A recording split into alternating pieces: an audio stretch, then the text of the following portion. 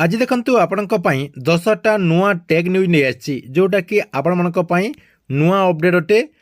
आपण माने एई वीडियो माध्यम रे देश विदेशर सहित ओडिशार 10टी नुआ टेक न्यूज जानि परिबे, अर्थात जना अजना केतेटा आपणकर नुआ अपडेट जहा कि आपण माने एई वीडियो माध्यम रे जानि परिबे, जहा कि आपणक मो एई वीडियो माध्यम रे देश विदेशर तथा ओडिशार मध्य बड़ बड़ अपडेट गुड़िक आपण मानक मु एई वीडियो माध्यम रे जणैदेबी।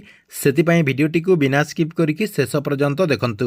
ता पूर्वरु वीडियो को गुटे लाइक कर दियंतु एवं जो माने चैनल टी को एजाय सब्सक्राइब करनांती चैनल टी को सब्सक्राइब कर दियंतु। तेबे देखंतु आजिर प्रथम टेक न्यूज टी कोन रहिछि। आदानी ग्रुप रो बड़ निष्पत्ति। आदानी ग्रुप भारत रे विमान निर्माण पई एमराम सहित सहभागी होइछि, जहार लक्ष्य रहिछि टायर 2 एवं टायर 3 सहर गुड़िक केमिति विमान चलाचल करिबो। कहबाक गले टायर 2 एवं टायर 3 सहर गुड़िक केमिति विमान रो संजोग हेई पारिबो, से नै आदानी ग्रुप रो लक्ष्य रहिछि बोली सूचना मिलिछि। 2 नंबर अपडेट देखंतु। आपण माने एथर जा कि एटीएम रे कॉइन पाई परिबे। एबे जो आपण माने एटीएम रे नोट पाउचंती, एथर जा कि आपण माने एटीएम रे कॉइन पाई परिबे। सेति पई भारत सरकार क तरफ रु समस्त व्यवस्था करा जाउची। सेति पई सरकार क तरफ रु हाइब्रिड एटीएम लगा जिवो एवं आपण माने जा कि सेई एटीएम माध्यम रे 10 टंकी एवं 20 टंकी एवं 50 टंकी कॉइन पाई परिबे बोली सूचना रहिछि। परवर्ती खबर WHO को छाणिला अमेरिका, अर्थात वर्ल्ड हेल्थ ऑर्गेनाइजेशन जो रही से ऑर्गेनाइजेशन को अमेरिका जहाँकि प्राय 78 वर्षर सदस्यता गत जनवरी 22 तारिख रु छाणी देथिबार जहाँकि सूचना मिली। परवर्ती खबर प्रत्येक गाँव में 4G सेवा कराजिबो बोली केंद्र मंत्री सिंधिया जहाँकि सूचना देचंती एवं से कहिसंती जे आसंता जून 2026 पर्यंत प्रत्येक गाँव में 4G सेवा पहुंची जाइथिबो बोली माननीय मंत्री जहाँकि किछि दिन तले सूचना देचंती। परवर्ती खबर जामिनी एंट्री करछि आईपीएल रे, अर्थात गूगल रो जो एआई प्लेटफॉर्म जामिनी रही। जामिनी जहाँकि 270 कोटी टंकार 3 वर्षिया आईपीएल प्रयोजक भाव चुक्ति स्वाक्षर करथिबार अपडेट रही।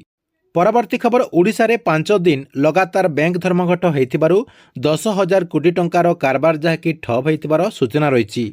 परवर्ती खबर ट्रेन रे रोबोट। भारतीय रेलवे जहाँकि विशाखापाटना स्टेशन रे निरीक्षण एवं यात्री सहायता पाई प्रथम थर पाई मानवीय रोबोट जार ना रही SCS अर्जुन को नियोजित करुछि। परवर्ती अपडेट देखंतु कॉस्ट ऑफ कॉइन, अर्थात आपण माने जो भारतीय कॉइन गुड़िक व्यवहार करुचंती से कॉइन गुड़िक तैयारी करबा पई केते टंका खर्च होउछि देखंतु। आपणकर 1 टंकी जो आपणकर कॉइन रही सेटा जहाँकि आपणकर 1 टंका 11 पैसा जहाँकि खर्च होउछि। सेही परि 5 टंकी कॉइन पई 3 टंका 69 पैसा जहाँकि खर्च होउछि। सेही परि 10 टंकी कॉइन पई 5 टंका 54 पैसा जहाँकि खर्च होतबार सूचना मिली। परवर्ती अपडेट देखंतु। आपणकर जो नोट रही से नोट रो मध्य अपडेट आसी। जो नोट ऑफ कॉस्ट आपणकर कौन रही, प्रत्येक नोट पई केते टंका खर्च होची देखंतु।